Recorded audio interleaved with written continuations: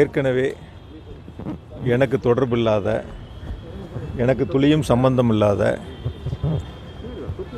என் மீது புகாரிலும் எஃப்ஐஆரிலும் என் பெயர் இல்லாத சூழலில் விசாரணை என்ற பெயரில் என்னுடைய பெயரை இணைத்து ஒரு வழக்கின் மூலமாக, அந்த வழக்கின் மூலம் நான் நீதிமன்றத்தில் முன்ஜாமீன் பெற்று தொடர்ந்து காலையும் மாலையும் காவல் நிலையத்தில் கையெழுத்திட்டு வருகின்றேன். இன்று காலை நான் தங்கியிருக்கக்கூடிய அறைக்கு காவல்துறை வருகை தந்து சோதனை செய்ய வேண்டும் என்று என்னிடத்திலே சொன்னார்கள். தாராளமாக நீங்கள் சோதனை செய்து கொள்ளுங்கள் என்று என்னுடைய அறையை திறந்து விட்டேன்.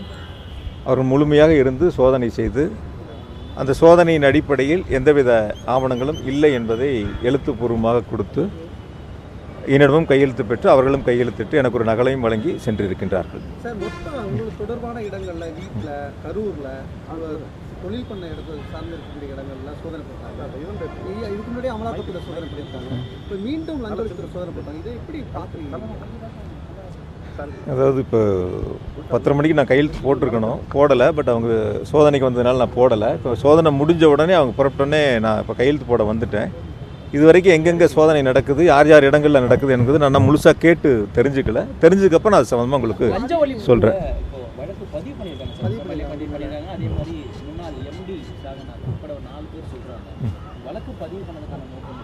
இல்லை, டாஸ்மாக் சம்மந்தப்பட்ட வழக்கு ஏற்கனவே உங்களுக்கு தெரியும். இடி வழக்கு அது சம்மந்தமாக சோதனைகள் செய்யப்பட்டு உச்சநீதிமன்றத்தில் அந்த வழக்கு நிலுவையில் இருக்குது.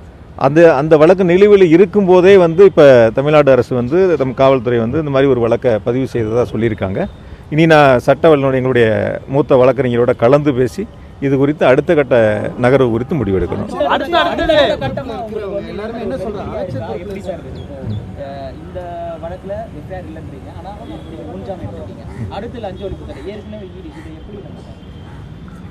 எனக்குன்னு மட்டும் இல்லை, பார்ப்பீங்க கொஞ்ச நாளாக உதாரணத்துக்கு எங்களுடைய மூத்த அமைச்சர்களாக இருக்கக்கூடிய அண்ணன் நேரண்ணன், அண்ணன் வேலண்ணன் உள்ளிட்ட பல மூத்த அமைச்சர்கள் மீதும் பல்வேறு தரப்பினர் மீதும் புகார்கள் பெறுவதில் அந்த அரசு ரொம்ப முனைப்பாக இருக்குது.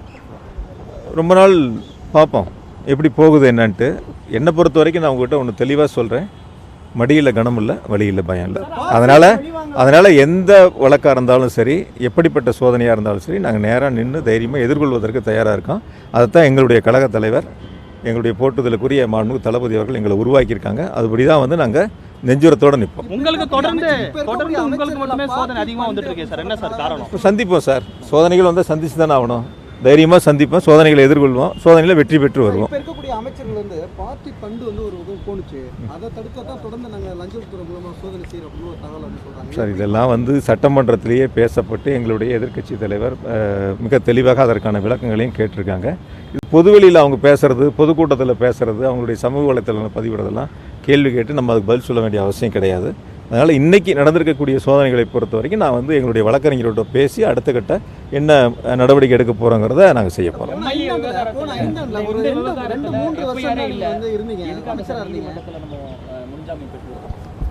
என்னை பொறுத்த வரைக்கும் சில பேர் ஜாமீன் கேட்கும்போது அந்த வழக்கில் சம்மந்தப்பட்டிருக்கக்கூடிய விசாரணை அதிகாரிகள் சில கருத்துக்களை சொன்னாங்க.